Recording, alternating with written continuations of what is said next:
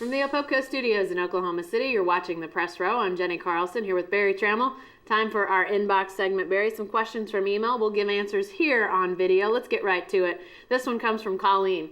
Colleen says, is there any way the Thunder can beat Miami other than LeBron James being on the bench the entire game? Bus getting lost? I'm just throwing out options here, Barry. The answer is yes, and I tell you, there seems to be a sense of gloom and doom concerning the Heat.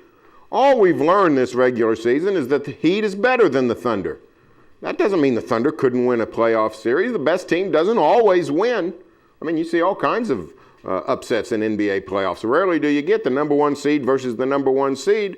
It means if in a potential NBA Finals, the Thunder will have to play well. They're going to have to find new innovations to combat the Heat, both offensively and defensively.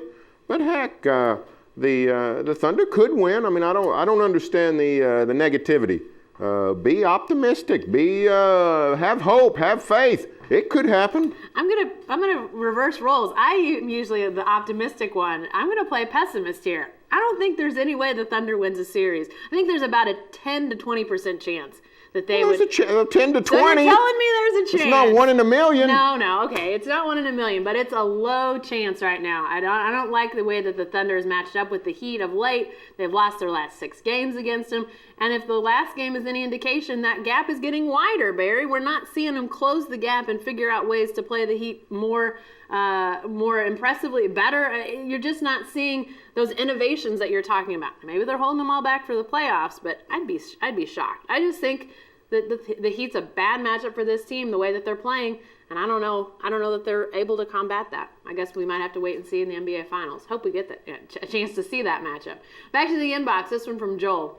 Joel says, Russell Westbrook has been playing at a different level. Aggressive yet under control, taking good shots, low turnovers. Got me to wondering, is he really the best player on this team? Interesting question, Barry. It's an interesting question, and a question that can't be automatically dismissed the way it would have in the past. The answer is no. Kevin Durant remains the best player on this team, but the gap is closing, not because Durant's falling, but because Westbrook is rising. The way he's played the last 10 games since the advent of February, Westbrook, and the truth about Westbrook is he's now in his 5th NBA season, and he gets better virtually every month of the year. So this is a guy, we still don't know his ceiling. He's a phenomenal player. He's a superstar. He's just not quite as good as his teammate Kevin Durant yet. Yeah, because Durant is not standing still himself. He keeps getting better as well. You know, you've seen this year his playmaking ability take off, his ability to get more teammates more involved in the game. So that's improved. You look at the shots that he's able to take and make, his arsenal continues to get bigger and better as his career goes on. So he is definitely not reached his ceiling yet. He keeps getting better. It's maybe, though, a little bit like a golfer, Barry. You know, as you get better and better, those increments are smaller. I think Durant's increments are smaller, where Westbrook still has a little bit more room to grow. I think this is a debate maybe we come back to in another couple years and see where we are. But Durant's the best right now, but these are 2 really good players. Back to the inbox from Craig comes this question. Craig says, after watching his swat a dozen times, it's obvious Serge Ibaka was trying to swat Blake Griffin's hand away. Blake Griffin had a big chunk of his jersey. He didn't intend to hit him in the family jewels. What do you think about this, Barry? Well, I mean, I think Craig would make a fabulous defense attorney. He'd be great he would be great in the political realm. I don't know what Serge Ibaka was thinking. I think a good rule of thumb in basketball is get away from intent. Quit worrying about what somebody meant to do or tried to do. Let's just worry about what they did do. And we know what Serge did, and it was not kosher.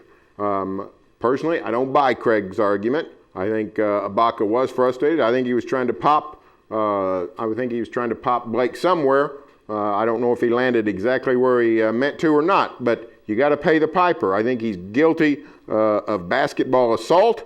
I think Serge should have been suspended. Yeah, I was surprised he wasn't suspended as well. But you know what? I think probably the heart of the matter is that Serge Ibaka got off light for a couple reasons. One, Blake Griffin wasn't hurt badly. We saw a couple years ago when James Harden got elbowed by Meta World Peace. He was hurt badly. There was a concussion, and I think the NBA takes that into account when they're doling out these punishments. I think they also take into account what has a player done in the past. And Serge Ibaka has a fairly clean record up to this point. But rest assured that if anything like this happens again, I don't think there's any doubt there's a suspension. And it doesn't maybe have to be a shot to the midsection. I think it can be anything that the NBA doesn't like. I think Serge Ibaka will be serving a suspension. All right, back to the inbox one last time for a question from Jason. He says, do you think the Thunder will go for a point guard with the Toronto pick in the draft or wait until their late first round pick? I'd love to see Marcus Smart in Thunder Blue, but I assume the Oklahoma State guard won't be available by the time the Thunder gets the Toronto pick. It's an interesting question, Barry. It is, and I got to tell you, I was big on trying to go get a good point guard, backup point guard. J.J. Barea was my personal favorite and all that. But I can tell you, in the last 2 or 3 weeks, Reggie Jackson has really come on. He's turning, he's turning into a ball player. I'm not sure that backup point guard is a priority for the Thunder anymore. I think the shooting guard spot with the uncertainty, Kevin Martin, will he return, will he not? Jeremy Lamb, is he capable of filling that role? Who knows? I think that might be a bigger priority is the shooting guard spot for the Thunder. And, of course, most of this is going to depend on who's available. And we don't even know where the Thunder might pick. We don't know, anywhere between 4 and 14 they could pick with the Toronto pick. So we just don't know. But I think point guard, not a priority. Yeah, unless they want to package Reggie Jackson and send him off somewhere else with somebody to get something that they want, then they might be in the market for a backup point guard. But right now, that doesn't seem like Marcus Smart in Oklahoma City seems less likely now than it did even a month ago, I would say. And a lot of that has to do with Reggie Jackson. If he can continue to play like he has, there's really not a whole lot of reason for the Thunder to use a high draft pick on a point guard. Now, if they think Marcus Smart might be something other than a point guard, maybe they take a chance on him. I don't know. But it's hard to take chances when you're picking that high in the draft. So I have a feeling they'll probably use a later round pick to take a point guard to be that third guy, to be a developmental guy. But I hate to shatter Oklahoma State fans' hopes, but I don't know if Marcus Smart's going to be in Oklahoma City. I have a feeling he'll be playing somewhere else next year. Hey, be sure to stay with the best coverage team anywhere at newsok.com and every day in the Oklahoman.